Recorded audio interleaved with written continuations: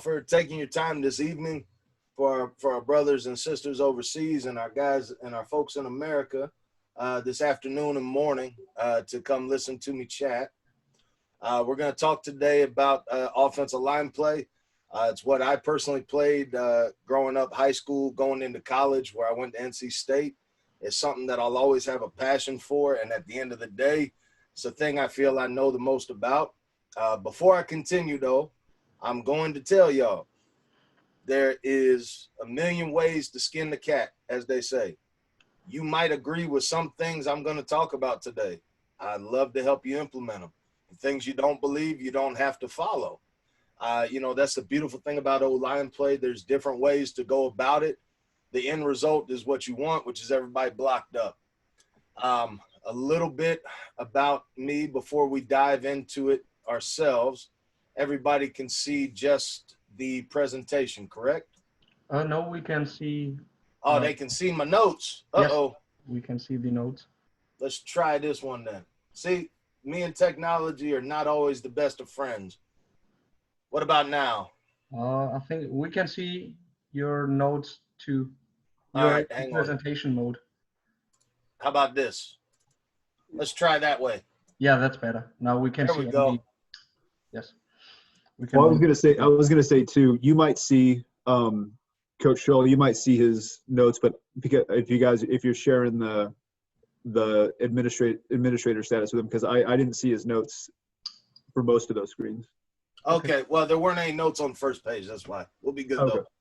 All right. So a little bit about myself. My name is Michael Vassil. I'm the offensive line coach at Becker College currently. My playing experience, grew up playing a little bit of middle school, high school ball, played my college ball at NC State, which is a Division I university here in North Carolina in the USA. Coaching-wise, I'll be going into my 11th year of coaching. This will be my second year at the college level. My previous 9 before that were at various high schools throughout North Carolina. In addition to being an offensive line coach, I've also been an offensive coordinator and a special teams coordinator before.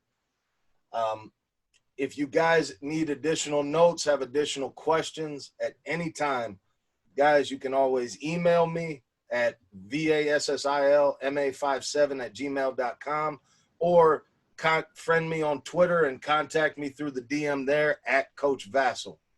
The stuff we're going to cover today in our presentation, we're going to talk a little bit about my philosophy and my approach to O-line with my guys. We're going to talk about our fundamentals. And if time allows us, we'll dive into a little bit extra and talk about double team combo blocking. All right.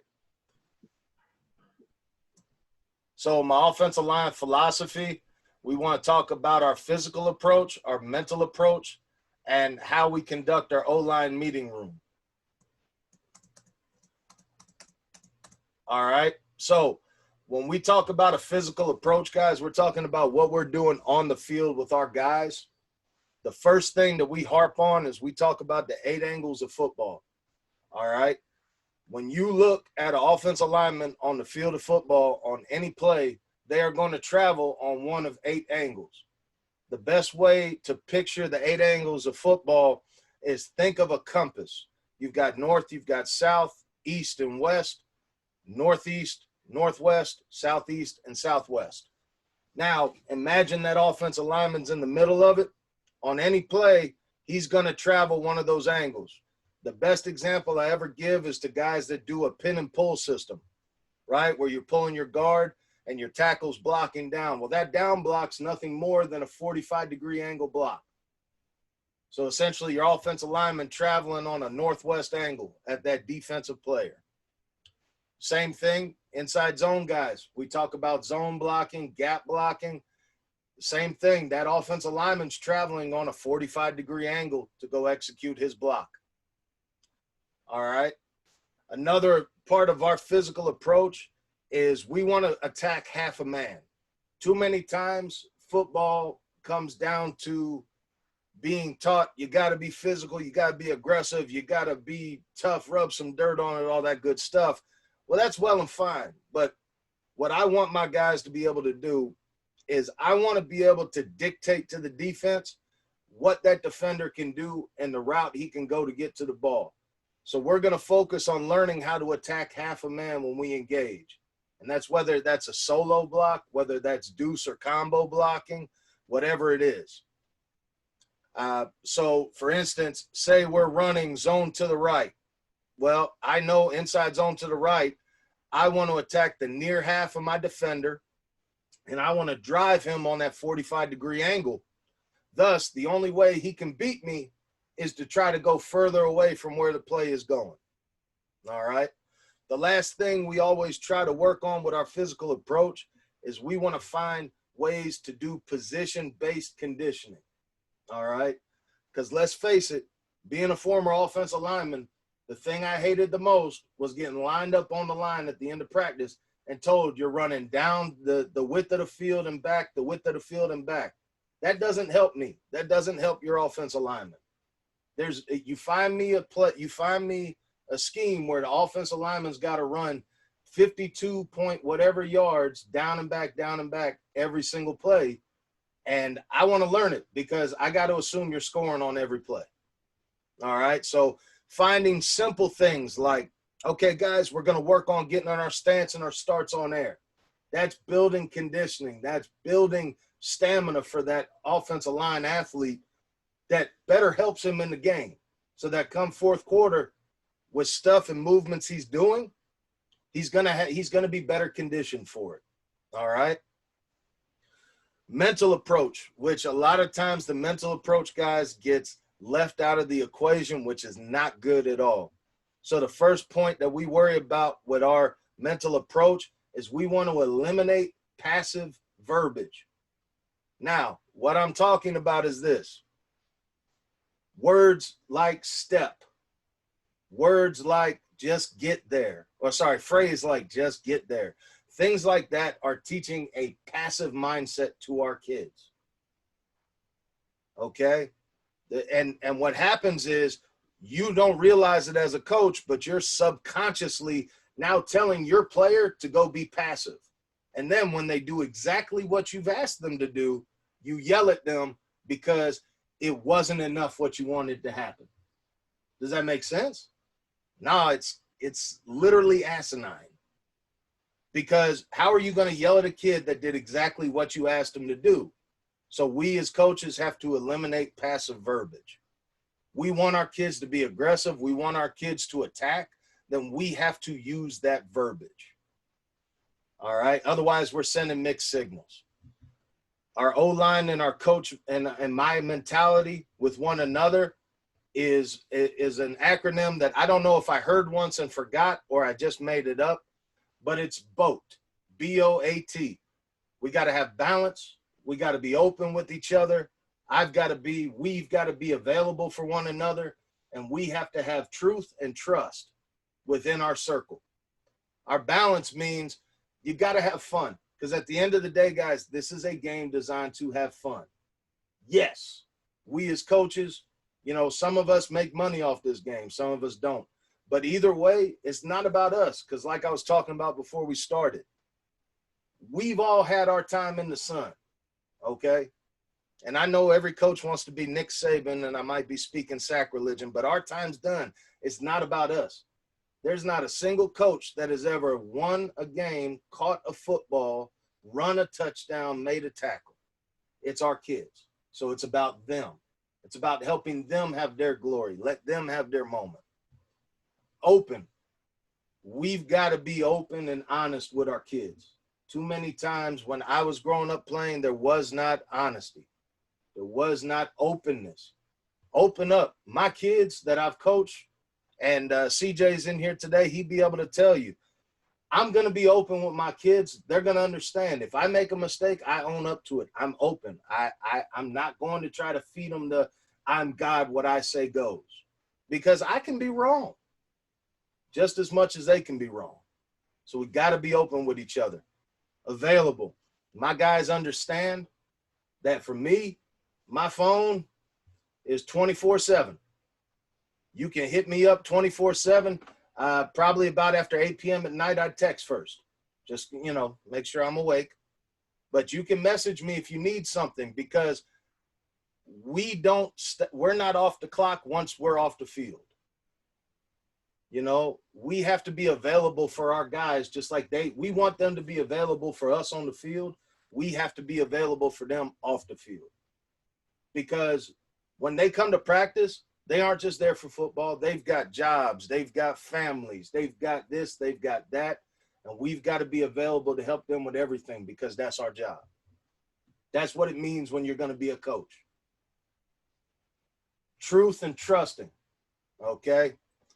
That one is that one usually is tough, because what it means is at times you have to have difficult conversations with your guys. I always tell this story. In high school, I was coaching a young man. He was an offensive lineman for us. He's about 5'9" and weighs 300 pounds, and his dream was to go be a fullback at LSU. Now, LSU's a Division I school, one of the best in this country. Now, I'm going to tell you this. They're not going to take no 5'9", 300-pound offensive/defensive lineman as a fullback ever. There is no way. Now, you can be truthful and trusting and honest with that kid without breaking his dream. So what I told him was this: that's an awesome dream.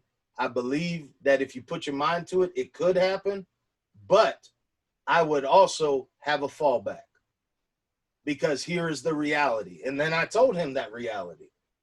I told him, don't give up on that dream, but understand the realities with your dream, and understand that while you can chase that dream, it's good to have the fallback. Because what that does, that now lets that kid understand that you're going to support him, but you're also not going to feed him a load of crap. You're going to be there to truly help him, which again is part of our job as coaches. All right. Our O-line and coaching mentality when it comes to our opposition is very simple. I always make my guys break it down. It's CNA. C stands for cerebral. We want to use our knowledge of the 8 angles of football. We want to use our knowledge of what the defense is trying to do against us. And we want to use our physical approach to outsmart them, which is what we're going to do. The N stands for nasty physical. I want to bring a nasty approach to being physical with these guys. I want anybody that plays us, that plays the offensive lines I have the honor of coaching, I want them to understand that from the start of the start of play to the echo of the whistle, that defense is in for one heck of a whooping. Every single time. We're going to be nasty and physical with them. The A stands for aggressive. We're not going to wait. I always tell my guys, we're not going to wait to start the war. All right? We're the alpha and we're the omega. In other words, we're going to start this thing from jump, and we're going to finish it when time's right. So that is the mental and the physical approach that we take. For those of us fortunate enough to have film sessions or team meetings, we have I always have universal requirements of my guys. The first one, everyone observes the boat philosophy like we talked about. All right, balanced, open, available, truthful, and trusting. How we sit. All right, so that first row, we're always going to occupy a section of that meeting room if it's a team meeting room. First string sits in the first row that we have. Second team sits right behind them in order. Left tackle, left guard, center, right guard, right tackle. If you have enough for a third row, the third row sits there. Me as the coach, I will sometimes sit with them, or I will sit right in front of them,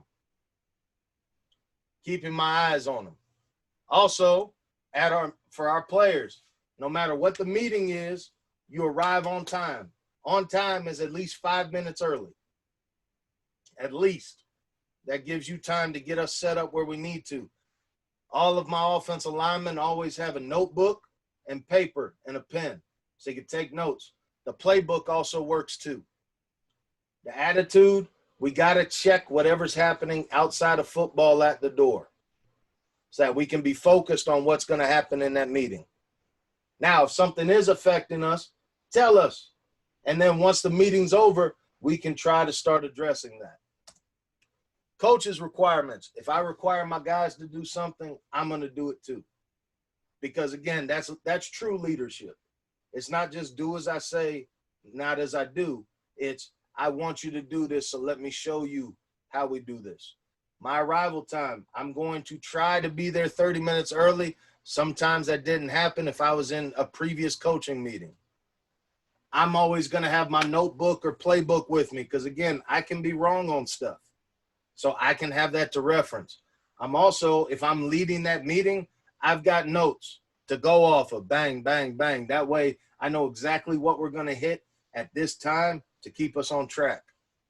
And my attitude's got to be the same as the kids. Anything outside of football has to stay at the door until football's over, until that meeting's over.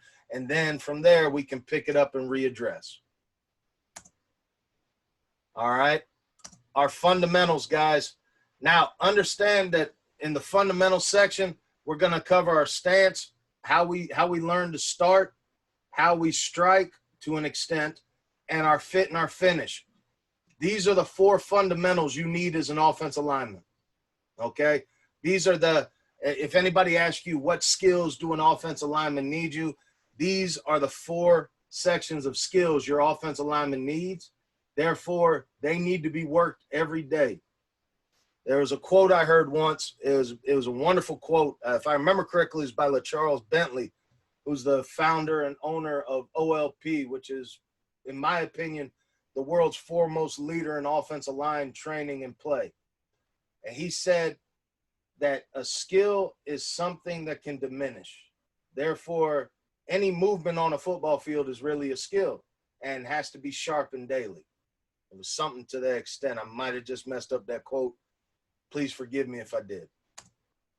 All right, so let's start with our stance, the basics. Our stance is a weapon.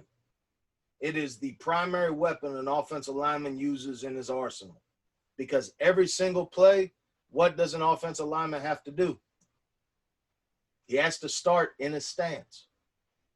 Whether that's a 2-point or a 3-point or a 4-point, depending on the type of offense you run, the stance is the most crucial thing, and it has to be worked every day.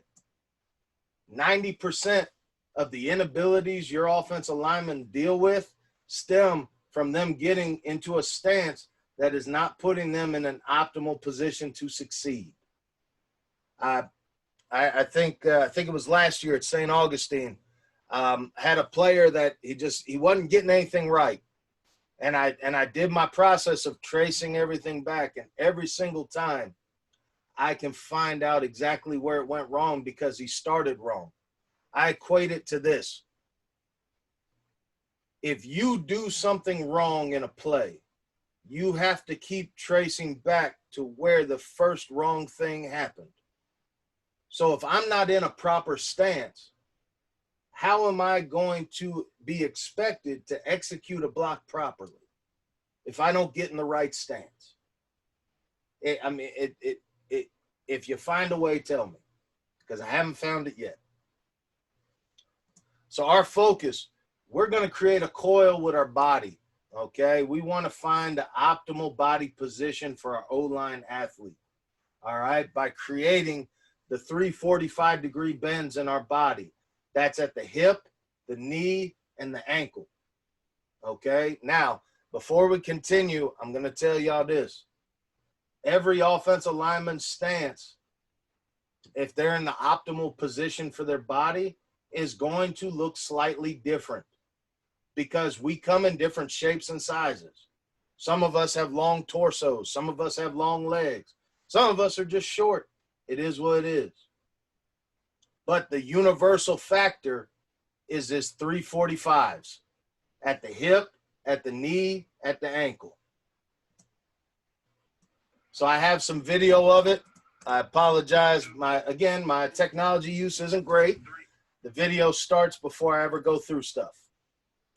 So our base, our feet, to find that optimal body position, we want to get our feet wider than the width of our shoulders.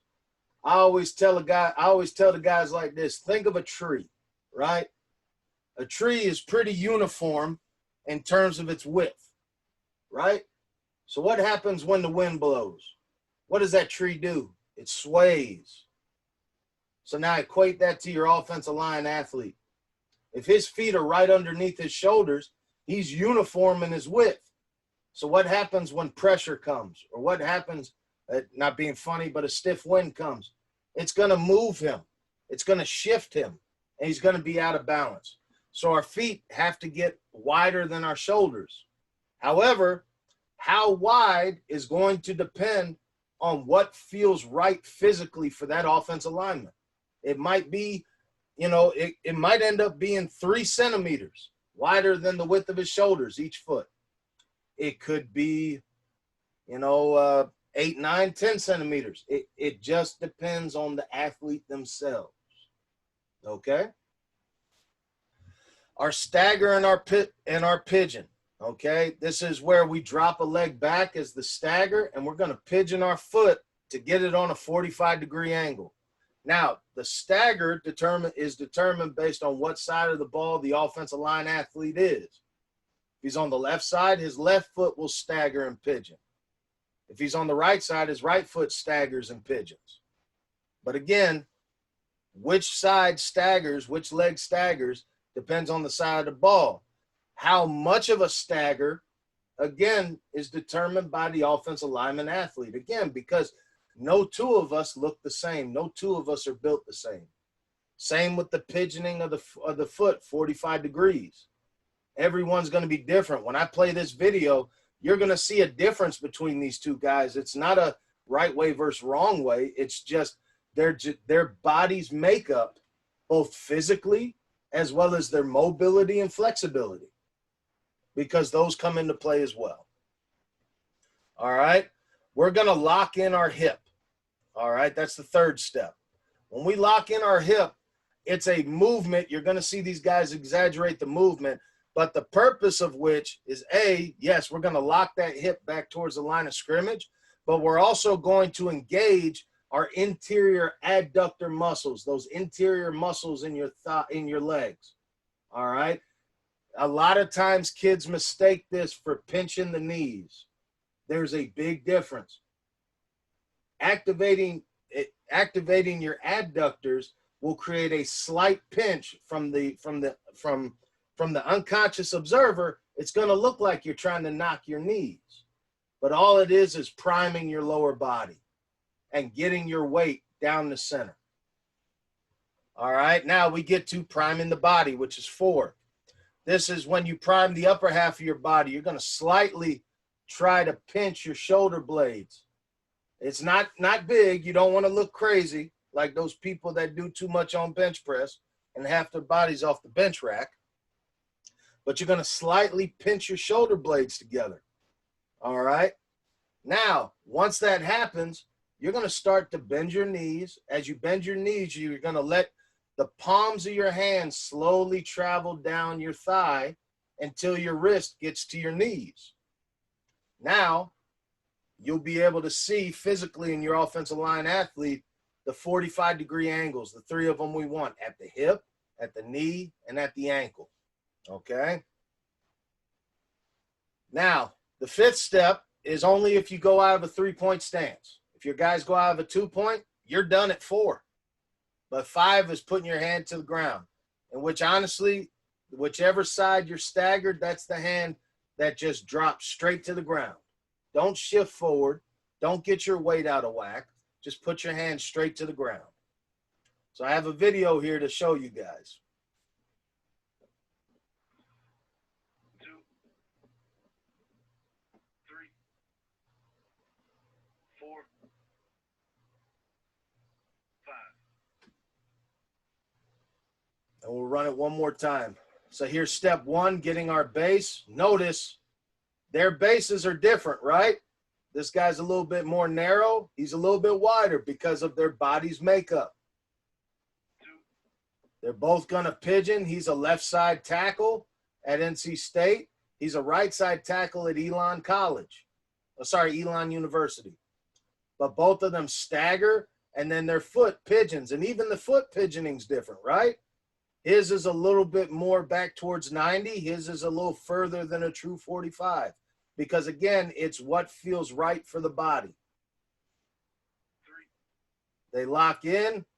EJ has always done a great job of exaggerating the locking in and engaging the adductors. Zane is a little bit doesn't do as good of a job exaggerating. 4, Now you see how they both use the palm of their hand to help adjust their upper body for where it needs to be. Everything else is bending at the knees. And now, bam, if we were able to turn this camera to the side, there's a 45.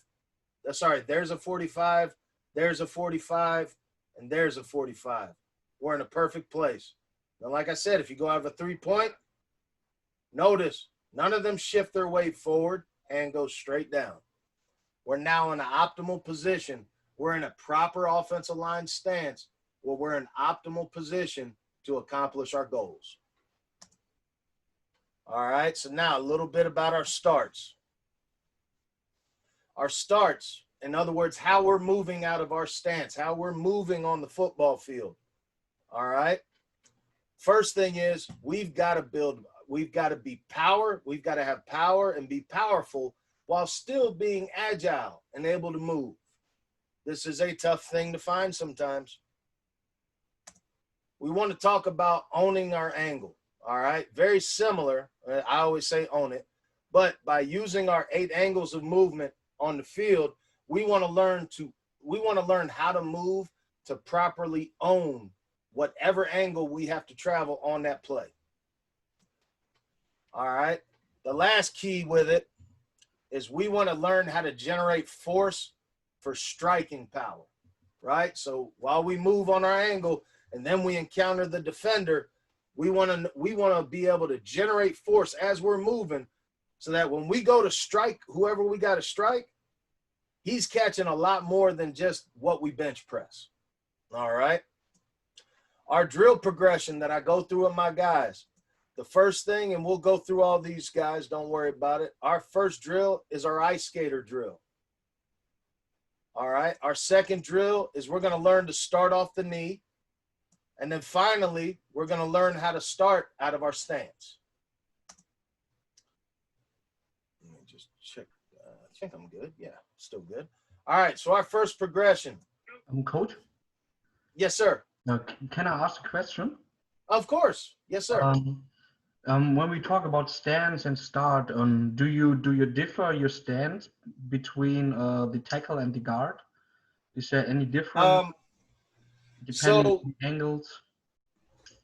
So with our tackle and our guard, everybody has a different way to go about it in terms of how they get into stances.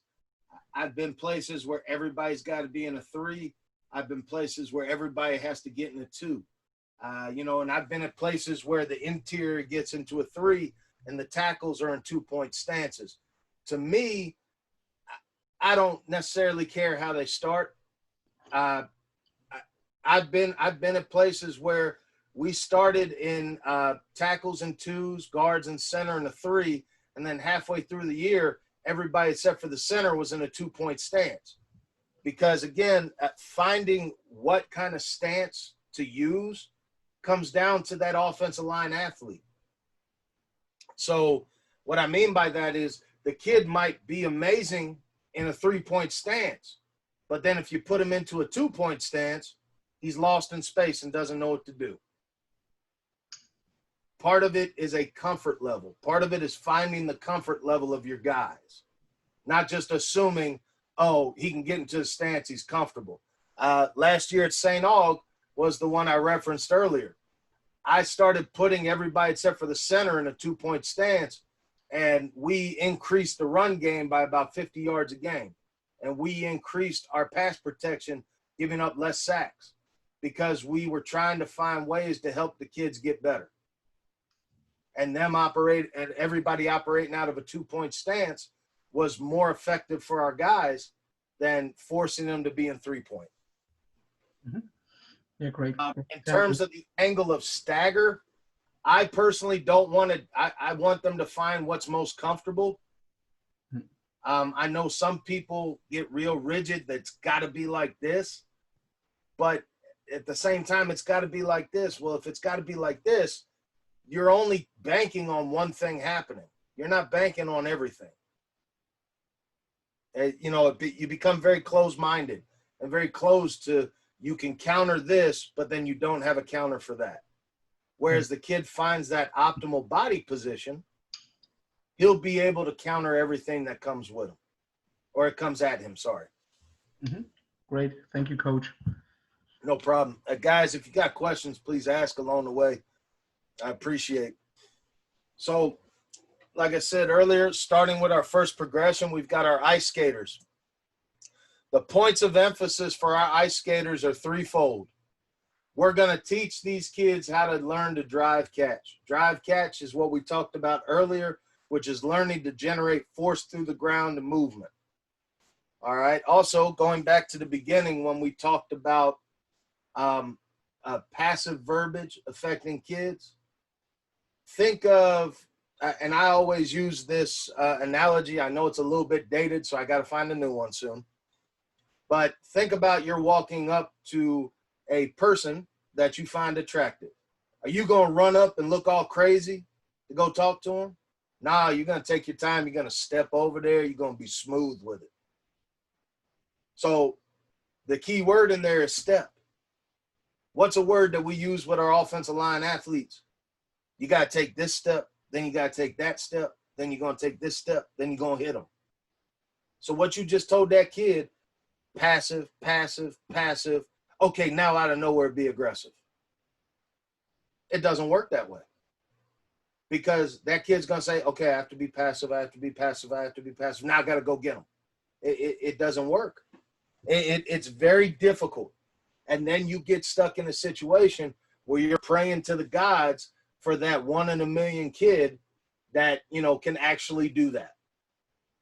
And that kid doesn't come around very often. At least not at the high school club level, right? Yeah, that kid comes around once in a while in college, and then that kid goes to the pros. But again, you don't see many of those type of kids. So why not build us correctly? So we're going to learn to drive catch. We're going to learn to drive off our opposite leg to generate movement, okay? So that we learn to really go attack, really drive, and really own our angle. All right, by learning to drive catch, we're going to be generating power for our strike. And also, we're going to learn how to control our body as we move. A big time, so many kids are flat-footed or on their toes, right? Well, if we're flat-footed, as we move, our weight's going to shift and rock. That's science, that's physiological movement. It has to happen. You know, Newton's law. Is it Newton? I can't remember. But once something goes, every action creates an equal or opposite reaction. That's movement, right? So we have to learn how to control our body so we can control our movements. So the videos here are how we do our ice skating drills. Oh, let's push the play button. The focus here, guys, is we're having them stay on the inside halves of their feet so that they can keep their weight down the dead center. That's what I saw. Hey, thank you, Wojtek. Thank you, my friend. I appreciate you. Third law, ladies and gentlemen. See, I focused a little bit in science. All right, but again, it's focusing on getting on the inside halves of the feet so that we can keep our weight distribution down the center. What this does, it allows us to A, drive a movement, but B, keep our weight centered. So if we have to change directions, we can do so like that. We don't have to load, gather, and go again. Oh, come on now. All right, so our second progression. Get through the videos. We've got our stance. We're going to take our starts out of a kneeling stance. Okay? The point of emphasis, you guys notice the same 3 points of emphasis are in play. The only difference is stage 2 of the progression is now we're going to make this drill a little bit more real for our guys. Okay. So now instead of just standing up, okay, we're going to get down on the ground. So we're going to drive out of a stagnant stance that's closer to what our actual stance in the game will be, driving off a knee, really focusing on, drive catch, generating power by putting force through the ground, and learning how to control our body.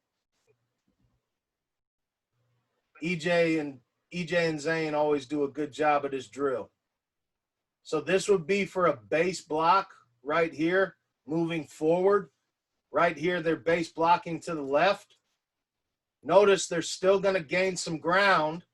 They're still going to gain ground a little bit laterally, but also vertically so they can attack play side half, which again, that goes into schematics and fitting, which I think in 2 weeks, Coach, we're going to talk about as well. Be able to show this a little bit more. Same thing if we're going to work on a zone or a down block angle. It's the same look. It's learning to get our hips on our angles, get our body and our hips on our angles, controlling our angles. The final progression, we're going to get into a stance, and we're going to learn how to work out of a stance with the movement. Points of emphasis, guys, are still the same.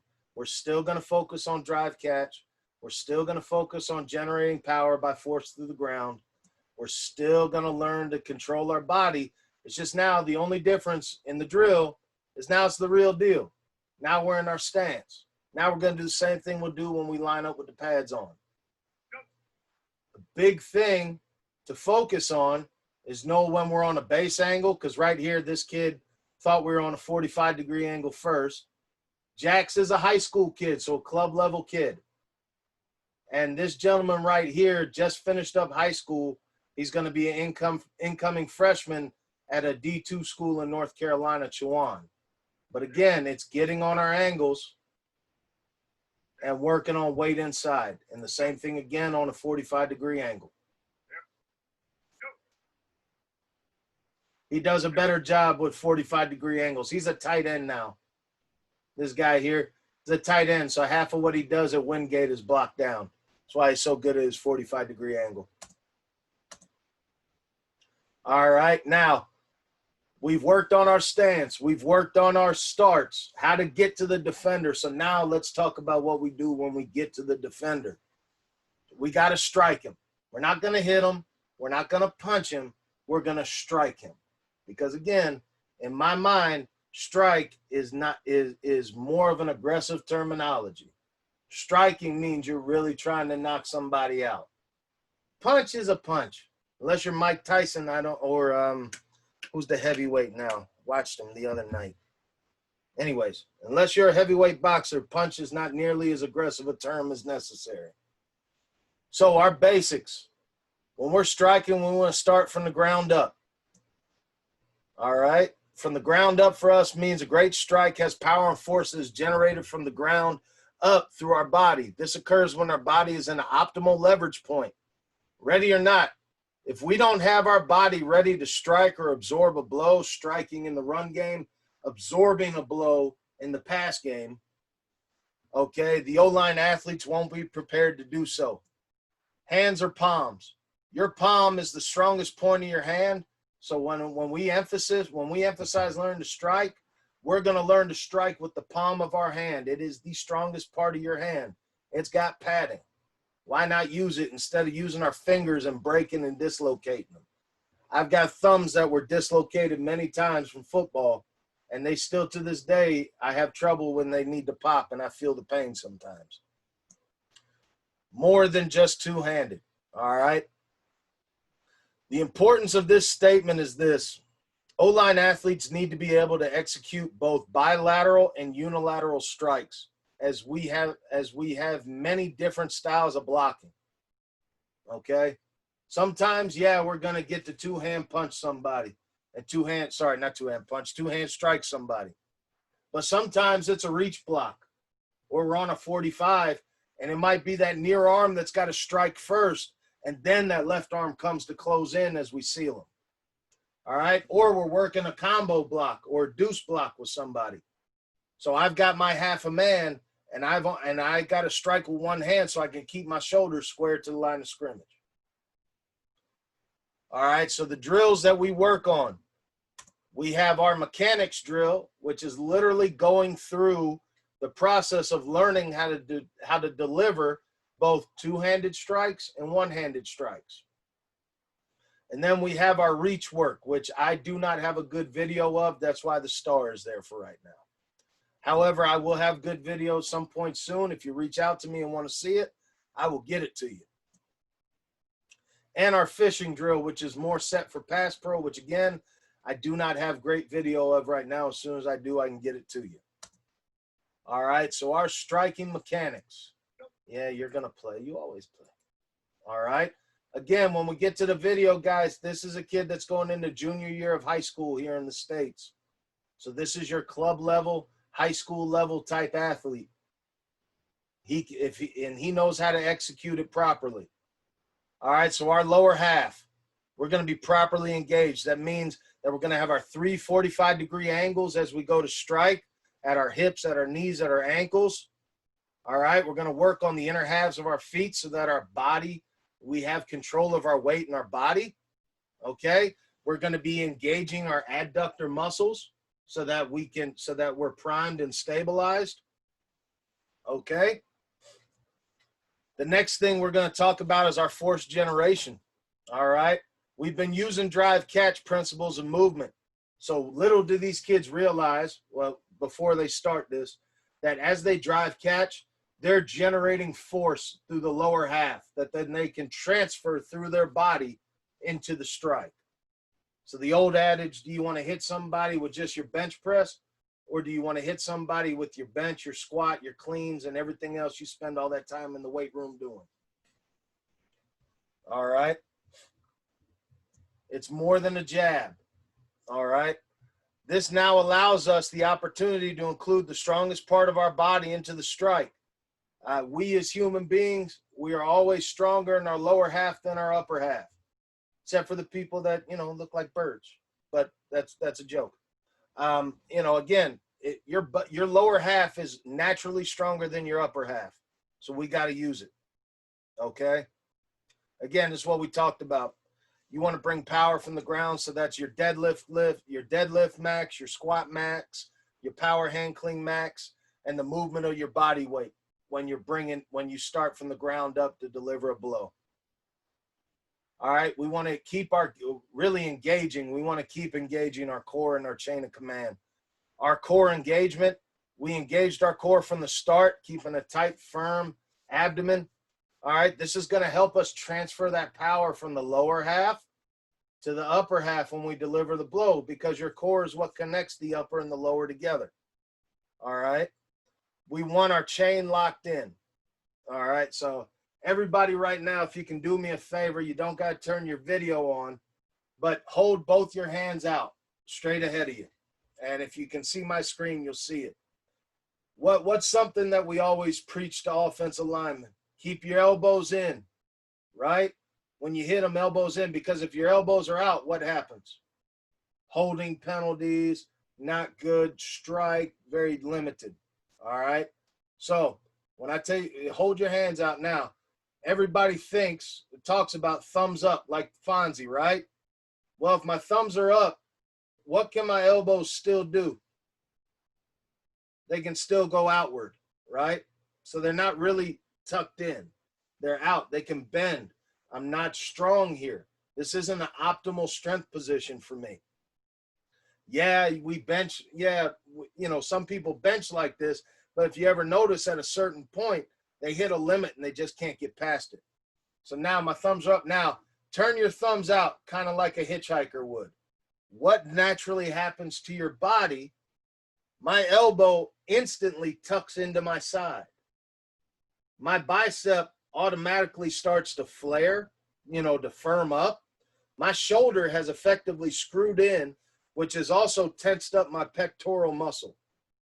Just in that simple movement of rotating my thumb out, I've gotten my entire upper body to my abdomen primed and ready to either strike somebody or absorb a blow from somebody coming back to me. I've communicated to my body that I need to be in an optimal position.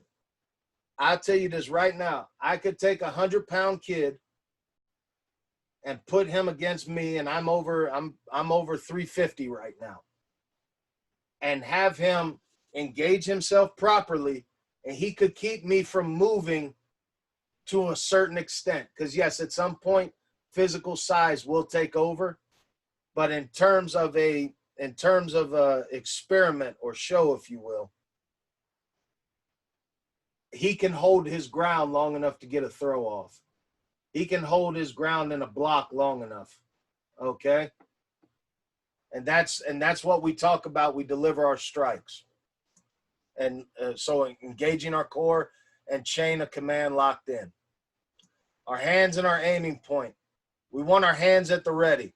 Okay. What this means, again, thumbs pointed away from one another. So this means we're priming our hands to the most padded part, which is your palm. All right. We want to be straight to the point. We want to deliver an uppercut strike. Because we've locked in our chain of command, we're allowing our arms to work naturally within our body's frame and how our body moves. Okay. Too many times people talk about get your hands right here inside. Well, if I'm trying to get my hands inside, my elbows have to bend out. Let the kids work their hand in the natural framework of their shoulders. Because anything inside, you're creating a situation where a defender can knock hands off and get free, or they're not going to be able to grab it because now you're telling that kid to hit a very small target. Okay? Let the kid's hands and where they're striking work within a fit. Okay? Work within the framework of his body. That gives you more room to engage. All right? And like I said, we want to attack the defender in an uppercut fashion. Not this, not a punch, a strike, uppercut, leading with the palms. Okay? The last piece, to and through the defender. We want to go through our defender. Our strike with power generated will strike through the targeted area as we are the targeted area we're looking to hit. So guys, in this video, Jackson's going about 50% because again, I wanted to emphasize what it should look like. So this is 50% from a kid that's, let's say he's about 260 and this kid is 310 pounds. So he's given up 50 pounds of weight. At 50% speed, he's able to generate through the ground, deliver a strike, and cause that guy to have to back up. At full speed, there's more movement involved, obviously. But again, to talk about what we want to see, generating force through the ground, deliver the uppercut, because a lot of times people preach the roll the hips. Well, if I deliver an uppercut on the blow, what's naturally coming with me? My hips, because my elbows are tucked in. My arms are a little shorter. So to deliver that uppercut, I have to bring my hips with me. That's why we focus on this.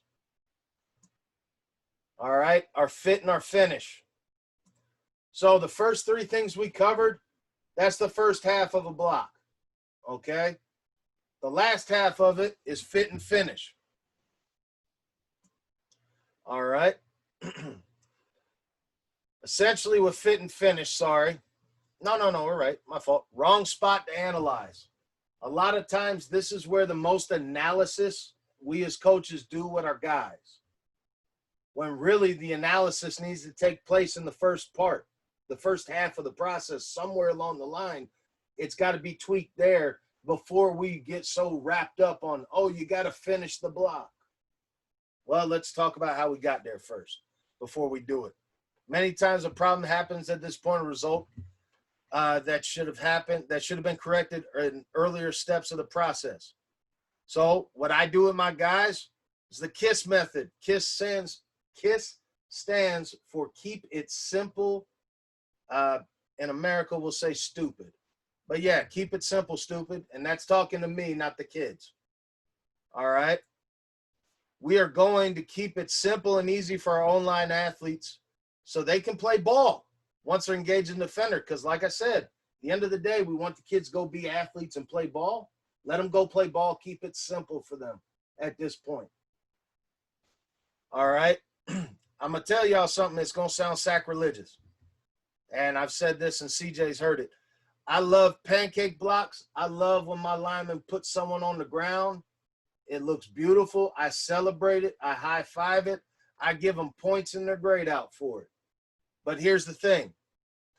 If my guy puts someone in the ground on the line of scrimmage and it's a run play, that guy just decreased the odds that my running back can have a big play, because now that's a section of ground covered that my running back can't run through. If you give me all 5 of my guys low, driving people off the ball using drive catch, and they reestablish the line of scrimmage 2-3 yards in the defensive side, I will be the happiest camper in the whole wide world. I'll be so happy, because that means that no matter what, that play is about to get positive yards. Because if it doesn't, the running back needs to get fired because he can't get behind my offensive line at that point. I covet movement, reestablishing the line of scrimmage over the pancake block, over the take the guy into the ground. All right. So what we do with our drills is we work on our pressure field drill, and we work on our replacement, which is pass game, which again, I'm in the process of getting some film on the pass pro aspect of it. So if you guys ever want it, I'll get it to you as soon as I can. But we'll cover the pressure field drill today. All right. So our pressure field drill, I keep it simple. We call it the pressure field drill. Oh, Lord. All right. So the points of emphasis, we still want our body engaged. We're going to start engaged with our defender in an optimal leverage position. And we're going to talk to our guys about fighting pressure with pressure. So as the defender works, I work with him to learn to stay on the block without getting stuck in situations where the guy moves. I tried to guess where he went, and now I got a yellow flag thrown for holding. All right, we're going to learn to fight pressure with pressure. All right, too many times where you get your holding calls, where you get your mistakes or your MAs, is because the kid is trying to guess where the defender's going and where the ball's going. Your kids, your O-line athletes don't got to worry about either one. They got to get engaged on that defender and then feel that defender as he moves, your guy moves with him. All right. EJ does the best out of this. EJ's also done this process the longest out of anybody on this film. But notice it's just feeling the movement of the defender and learning to adjust my body weight and my direction and my angle to stay with him. Jackson is the youngest in the group, so he's still learning this process. But again, feel the pressure, react to the pressure, not guess which way he's going. All right. It looks like we will have enough time to do some double teams, Coach. I'm excited about that. Before we roll, does anybody got any questions so far? No questions in the chat now. We have got some time. You can go for 40 minutes. Awesome. If you like to. Yes, sir. So what we'll do then is we'll hit some O-line essentials then.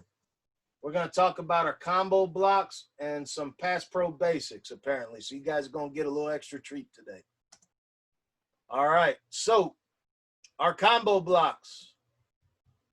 First thing we want to focus on is what are defenders taught? How are they taught to split our double teams as offensive linemen?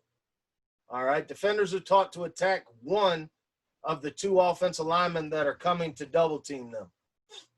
They will usually try to gain separation from the person they're attacking to then split through the two offensive players. In order to do this, they have to flip their body and get skinny.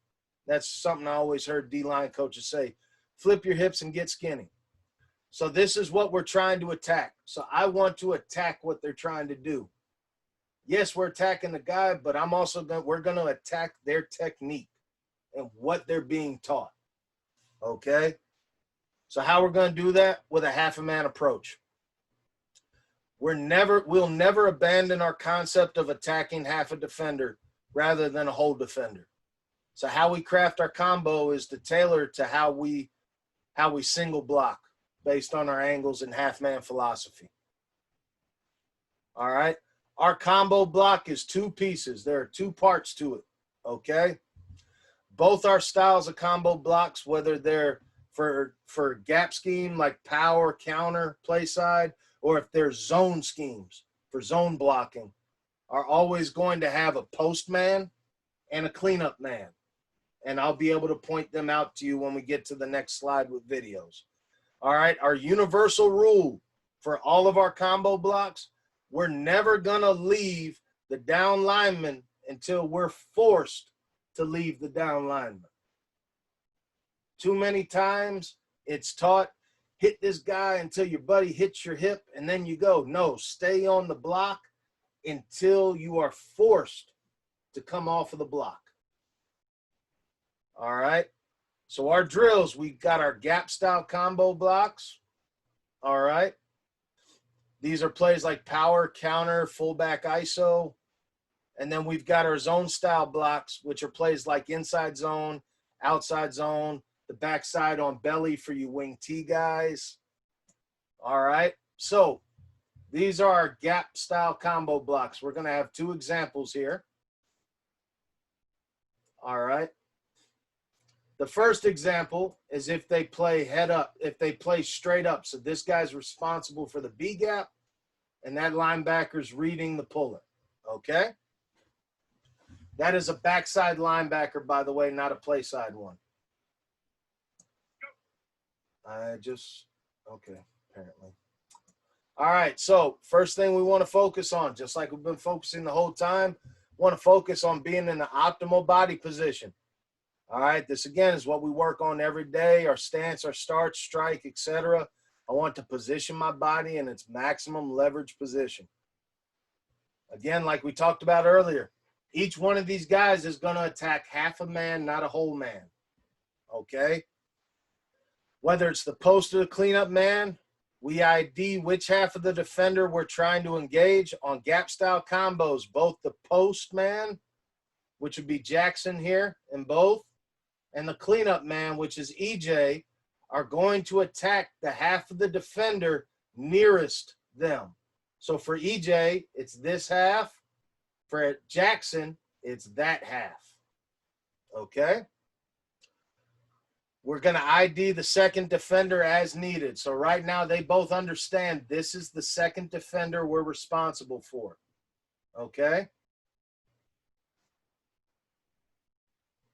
The universal rule is in full effect what we're emphasizing.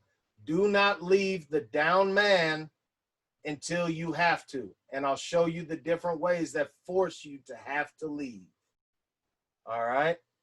So our execution, our pre-snap, we've got our pre-snap. The postman will check to see if there's pressure in his inside gap being right here. If there is pressure showing, he'll communicate with his buddy, alert down, whatever tag you want to use. What this does is turn both players into defend your inside gap mode. So he'll go down, and then we'll be settled. If there is no pre-snap pressure, no blitz showing, we're going to the postman. He's going to attack the near half of the defender, owning a base angle, so a straightforward angle. Okay? He wants to gain ground. He doesn't have to gain a lot of ground, but when he makes contact, he needs to be on the defender's side of the ball, if possible. The last place you want to make contact is where you're starting. Okay? His job is to post up the defender on this half of him while keeping his shoulders square to the line of scrimmage. Okay? If executed properly, the cleanup man right here, he's going to knock the defender onto the postman's track. And then the postman just stays on him because now he's on his inside gap. If not executed properly, stay engaged with the defender until you're forced to come off him. All right, your cleanup man, which is EJ here, he's going to attack on a 45-degree angle through the near half of the defender. The aiming point on the defender, while it's the near half, ideally, let's hit the ribs, let's hit the hip with our strike, okay? Because this guy's going to be trying to get skinny on us, split the double team here. He's going to give you hip and ribs to displace him. All right, your goal is to clean up your track to the second defender in your combo. All right, so if it's executed properly, he's going to drive on the 45, displacing this defender into the A gap for the guard to take, and then he'll just stay on his track to the backside linebacker. If it's not executed properly, they both stay engaged with him, getting movement until this guy dictates who comes off. Okay? Oh, wow. Completely forgot to show the videos. So the first video here, this is a 3 technique. He's going to be just playing the gap, playing gap sound defense. What the? I'm sorry, guys. I'm pushing wrong buttons here. EJ could have done a little bit, Lord. EJ could have done a better job here displacing Zane a little bit more before coming off. But again, because they're in 50% motion, I'm not arguing with it. Notice displacing him into the A gap puts him on the optimal track to get to who? The second defender. Because truly, this guy has the best angle to stop this linebacker from getting over top to where this play's going. All right. Now, let's say you face teams that do stunts and twists, right? So now this 3 technique is going to stunt into the gap, and this linebacker is going to come fill A gap a little bit. I think he was a little lazy on this. Notice my postman sees his man goes away. He stays firm on a track to go get him. EJ sees this guy cross to him. So now EJ's job is to stay on that inside half and shield him from where the play is going. All right. EJ could have done a little bit better job there, staying a little bit more on that half. But again, the point is, this style of combo can handle both straight ahead defenses and playing gap sound, as well as handling defenses that stunt and twist. All right. So now we talk about our zone combos. For this one, he's head up. He could also be right here as a 3 technique. The same rules are going to apply. All right. Our emphasis again, optimal body positioning like we've been doing. Attacking half a man, both the post and the cleanup. All right, we're still going to observe our universal rule, which is we don't come off the guy until it's dictated that we have to. So our pre-snap, our post-snap, and our cleanup. Pre-snap, the postman's going to check to see if there's pressure in the A-side gap. Oh, sorry, in the play side gap right here. If there is pressure, again, he communicates with his buddy, lets him know, hey, I got pressure. We both just 45-degree angle zone block, play side. Everybody pick somebody up, dig them out. If there isn't pressure, the postman's going to attack the play side half of the defender. So that's this half, okay? His job is to post up that defender, keeping his shoulders square, all right, on his 45-degree angle now. So again, we talk about posting up the half of the defender and getting square by the postman on the angle we're trying to travel, okay? If executed properly, the cleanup man is going to end up knocking the postman off the block to the second level.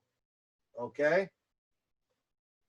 If it's not executed properly because of any kind of stunt or twist or game, or they just don't get great movement on them, they're both going to stay engaged with that defender, working on getting movement until that second backer who's stacked right now forces them to make a decision.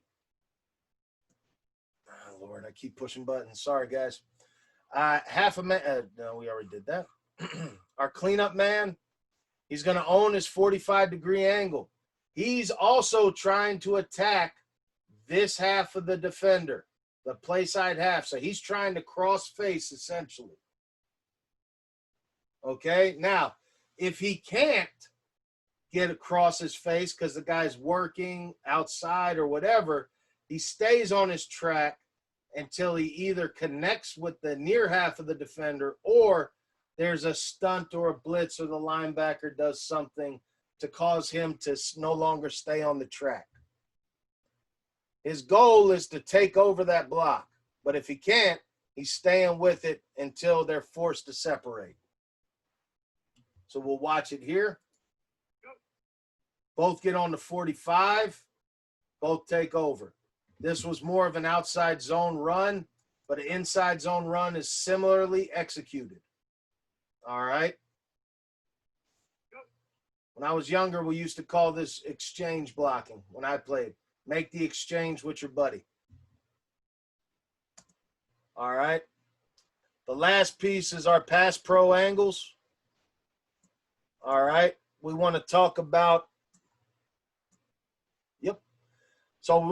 so for our pass pro angles, guys, what I always tell my guys, we are working some kind of a 45-degree angle. Okay. Now, how sharp or how obtuse that angle may be comes down to how the defender aligns versus you and where you have to set to. Okay. We talk about handling a wide variety of pass rush styles based on owning and controlling the 45-degree angle. All right. We control pocket depth and width better with 45-degree angles than we do with just vertical setting. Okay. That's a bone I pick with guys that still teach solely vertical setting. I feel that it puts a restraint and really restricts what you can do in terms of building a good pocket for your pass game. All right. We still talk about attacking half the man. What we want to do, and we'll break down exactly how you attack that. Okay.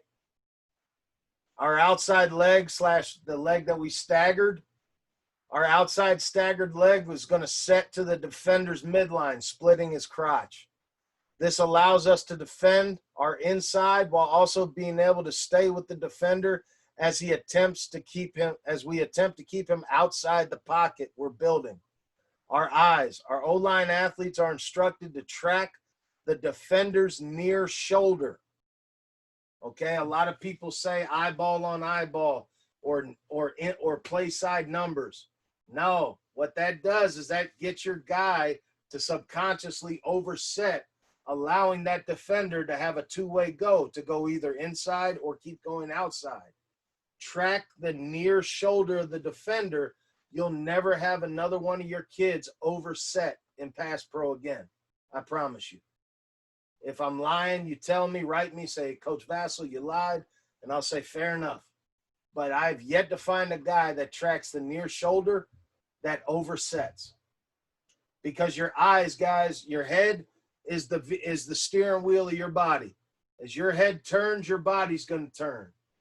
So if my eyes track the inside number, my eyes are going to try to get even with the inside number, which means I'm going to be overset. And I'm going to allow that defender a two-way go. And that puts me in no man's land. But if I track that near shoulder with my eyes, you'll find if you stop them, their foot's going to split crotch, their eyes are on the near shoulder, and they're giving the defender only one way to go. And it's easier to stop those guys when they only got one way to go, because let's face it, D linemen are some athletes now. They're some freakishly good athletes nowadays. All right. So we want to eliminate where they can go. We know that we got to attack different techniques. So a lot of what we do, a lot of what I do is I teach my guys how to handle 3 main techniques that they may face. And those techniques are going to be a head up defender. So for like a center, that's a 0. For tackles, that's a 4. For guards, that's a 2. We're going to learn to attack guys that are shaded just outside of our outside shoulder. So tight shades like a 3. For a center, it's a 1. For a tackle, it's a 5. And then we're going to learn how to set wider techniques. Those wider techniques like those 9s for a tackle, or, you know, like a 4 for a guard, is if they're in slide protection, right? And they got to slide, they got to build a wall. Or if they're one-on-one and they're just dealing with a guy that lined up as a 9. The last piece in it is our fit and finish. Just like we talked about run blocking, guys, once we've struck somebody and we've engaged, we want to keep it really simple for the guys. Let them be athletes. Let them fight pressure with pressure. Don't try to guess what he's going to do. Feel what he's doing and react to it. The drills we use to work on this, we do kneeling angle sets, the same thing as our start progression, guys. We work off our knee. And then we learn how to set those 3 techniques I talked about. And then finally, we have a pressure drill we use. All right, so our kneeling starts. All right, the points of emphasis: drive, catch, generating power, body control. If any of this looks familiar, it's the same stuff as our start progression, you know, because it's the same process. It's just traveling on a different angle. And that's how I equate it to the guys. You're not doing anything different. You're just learning to travel on a different angle. Therefore, you got to learn how to do it. But nothing different in terms of our drive catch, our generate power, and our body control. We're not going to lead with that back leg. We're going to lead with that front leg. He's going to drive. We're going to catch, so that we got power. And you'll find if you teach your kids how to drive catch, they will actually be quicker and smoother in pass protection than if they try to lead with that back leg, because they'll have control of their body weight down the center, which means their reaction time's cut down. Their ability to move and change direction is sped up. Our 2 stages is stage 1, where kneeling starts, where we just focus on learning the drive catch.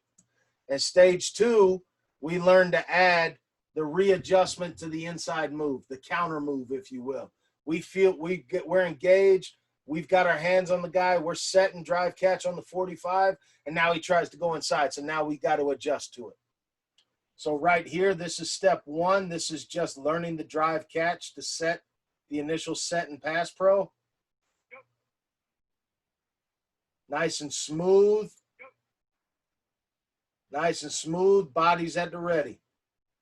Right down here, we're going to have our initial set, and then there's a counter movement, right? Whether we're engaged and he fights inside, or he was trying to set us up outside to go inside. Notice there's not a lot of time in transition between the 2, is there? Actually, EJ's a little faster than Zane.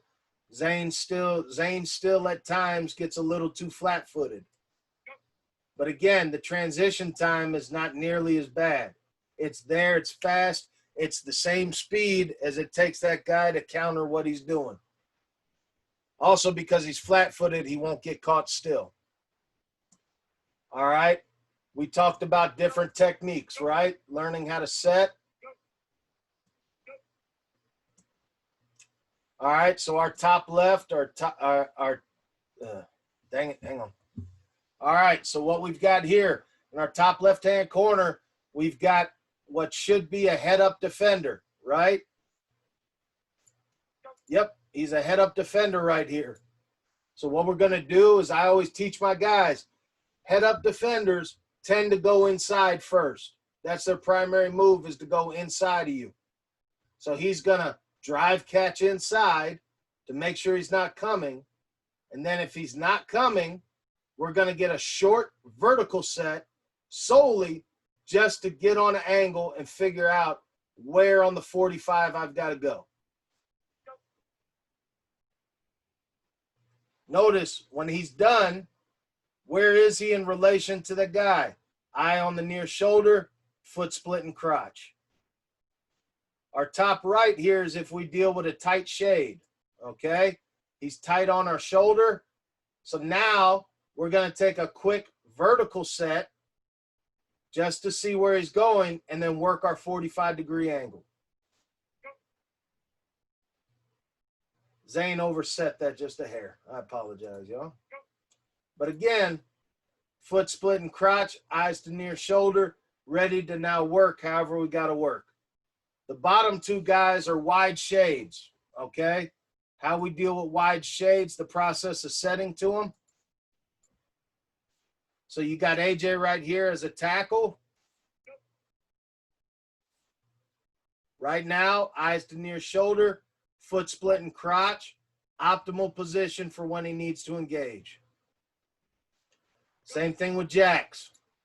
Jax is in a guard or a center type position. He's going to set, eyes to near shoulder, foot split and crotch. Only thing I don't like about Jax is you can tell that he led with the back leg here because look at the finish. Look how he rocks. See how his weight rocks back? It's because he led with that back leg.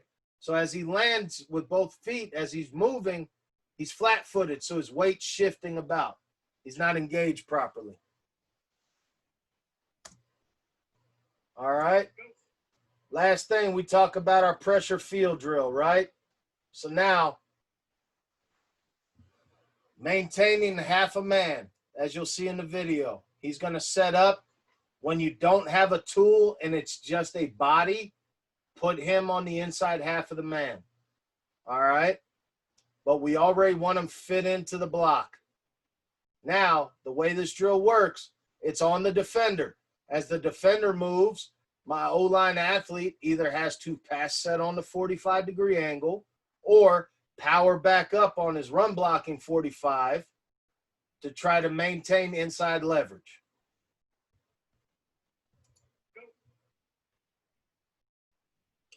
But again, it's learning to just deal with the pressure the guy feels as he's engaged.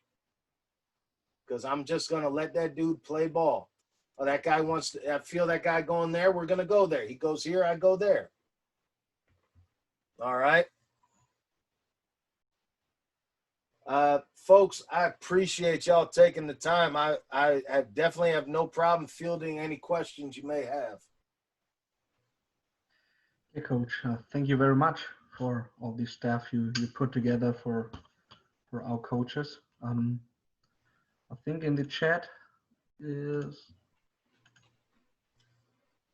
Either I explained it really good or I put everybody to sleep. Not sure which one. No, I don't think so. You explained it very well, and I really liked the details, how you put everything down and printed out how the different techniques of the defensive linemen affect the different blocks. And I really liked your presentation. I learned a ton about offensive linemen.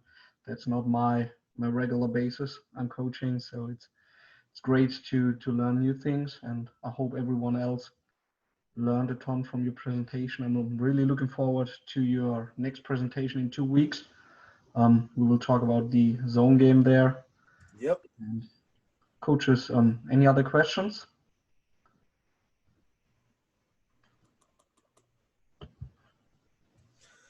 Guys, I'm going to put my email and my Twitter into the chat again real fast. If you guys ever have questions that you think of later on, please feel free to ask me. I like I said, I love talking football.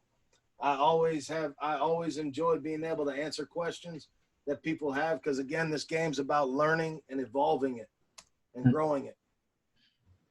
Yeah, Coach, and you definitely helped us grow the game over here, and I'm really looking forward to your second presentation in 2 weeks, as I mentioned. And for today, I wish you a great day. Stay safe during this time, and we will meet up in 2 weeks, Coach. Thank you very much. Yes, sir. Thank you. Thank you all. Have yourselves a good evening. And for my folks stateside, have yourself a great rest of your day. Thank you again, Coach, for this opportunity. It was amazing. Yeah, thank you very much, Coach. Have a nice day. Goodbye. Goodbye, everybody.